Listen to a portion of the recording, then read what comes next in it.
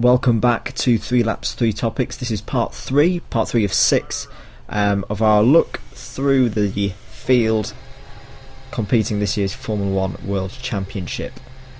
So if you've missed the first 2 parts, don't worry, there'll be links to those later, but so far we've covered the chances for 6 drivers: Sutil, Bianchi, Bottas, Kobayashi, Alonso and Vettel. And we're going to look at another 3 drivers. We're going to delve into the bag with all the names on, and we're going to draw out, first off of this part, Esteban Gutierrez. So Esteban Gutierrez going into his 2nd season of Formula 1, once again at Sauber. There was a bit of wondering for a while whether he'd keep the seat with Sergei Sirotkin potentially stepping in, but he keeps his seat for this year.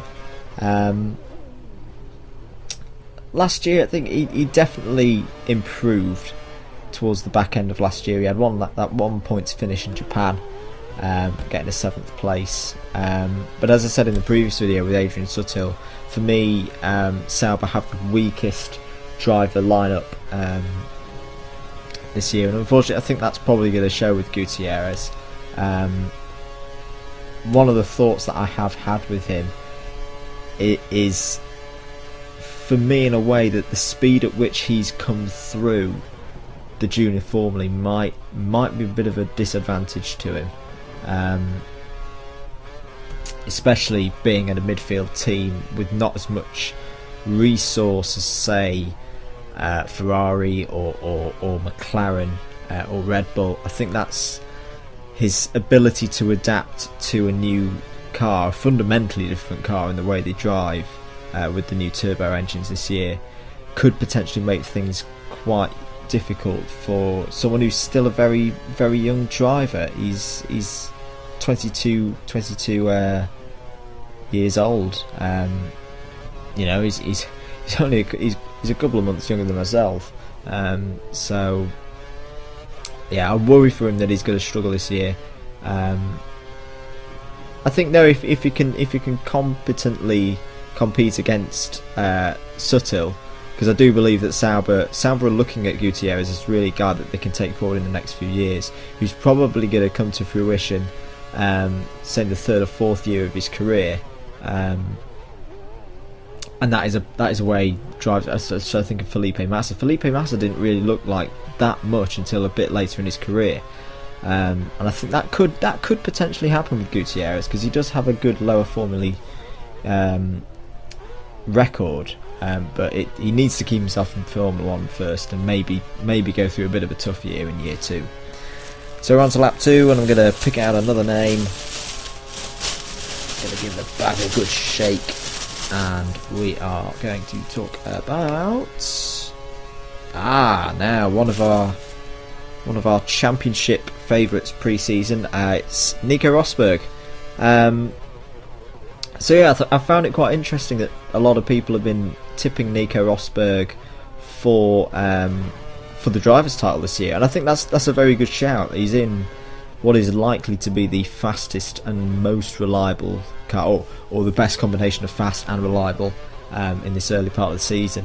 And the resource that the Mercedes team has, I think they can definitely sustain that throughout the whole season, and in a much better way than they did when they were Brawn. Because if you remember, Brawn started very well, but Red Bull was definitely the faster car at the end of the year. But in terms of Rosberg's chances, for me, I'm still not 100% convinced that he can string together 18, 19 races in a season where he is absolutely on it every weekend. Don't get me wrong, the guy is incredibly talented and definitely a top 5 guy for this year's championship, and he fully warrants his accolades as one of the favourites for this year. But for me, if I look at his results last year, there was that period around mid-season towards the end where he didn't really get on the podium for a few races. In a similar way for me to Giancarlo Fisichella, how he used to just... I remember Fisichella won in Australia one year and then went off the boil. For me, maybe not to the extent of Fisichella, but Rosberg still, for me, needs to prove that he can be absolutely on it and absolutely on Hamilton's pace every single weekend.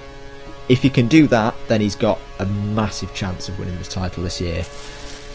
As we're on to lap 3, let's pick out another name. Hopefully it's someone that I won't have much to say about, because I've already... Massa. That's a shame, because I actually think Massa is going to have a good year. Brilliant move by him to go to Williams. Really good to see him get out of that situation at Ferrari. I think he was just in the doldrums at Ferrari. And even if the Ferrari's a great car this year, I think if Massa had been in that, he still would have been held back. For me, one of the most intriguing battles between drivers this year is how is Massa going to face up against Bottas? I think it's going to be really close. I think both of them are going to egg each other on. I think Massa's going to be re-energised by having a young charger such as Bottas alongside of him. I don't think Massa's going to get to that same extent of 2008. I do think the crash took away that extra 5-10% out of his speed, which is a real shame. For me, it's likely he'll never get that back, but I think he can still have a very good season at Williams and it grow into a good second half of his career, similar to his compatriot Rubens Barrichello when Barrichello went to Honda. So that's going to be the end of part 3. I hope you've enjoyed the video. If you have, be sure to give it a like. On the screen are links to part 2 and part 4, and I hope you tune back in for part 4. Who knows who's going to come out of the bag? We're about halfway through now, so plenty of drivers still to talk about. We've still got Hamilton, Raikkonen, Ricciardo to talk about. So stay tuned. I've been Andrew the Blade. Thank you very much. Goodbye.